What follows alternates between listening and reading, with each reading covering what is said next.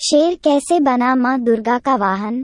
शेर के मां दुर्गा का वाहन बनने की कहानी तब शुरू होती है जब देवी पार्वती घोर तपस्या करके भगवान शिव को पति के रूप में पाने की कोशिश कर रही थी।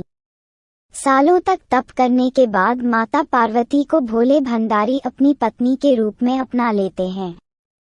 इसी बीच तपस्या की वजह से मां पार्वती का रंग काफी काला पड़ गया था। एक दिन ऐसे ही बातचीत के दौरान भगवान शिव मां पार्वती को काली कह देते हैं। ये बात उन्हें पसंद नहीं आती। वो नाराज होकर दोबारा तप करने के लिए चली जाती हैं। एक दिन बाद घूमते घूमते एक शेर घोर तप कर रही मां पार्वती के पास पहुंचा। उन्हें खाने की इच्छा से वो वहां घूमता रहा। मां को तप में लीन देखकर शेर भी वहीं इंतजार करता रहा। देवी का इंतजार करते करते सालों बीत गए।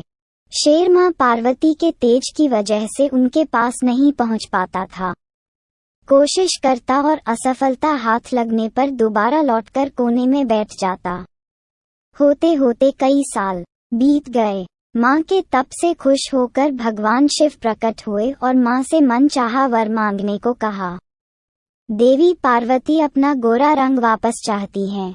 भगवान ने आशीर्वाद दिया और वहां से चले गए। वरदान मिलते ही मां पार्वती नहाने के लिए चली गईं।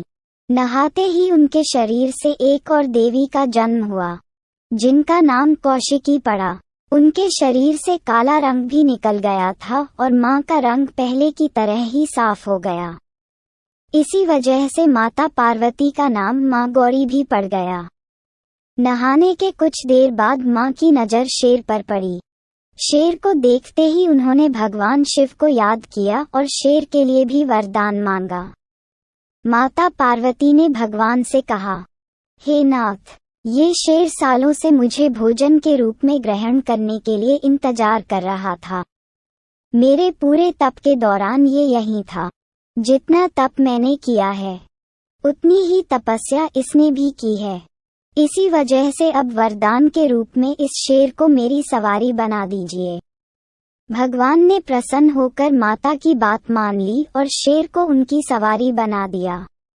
आशीर्वाद मिलने के बाद माता शेर पर सवार हो गईं और तभी से उनका नाम मां शेरावाली और दुर्गा पड़ गया।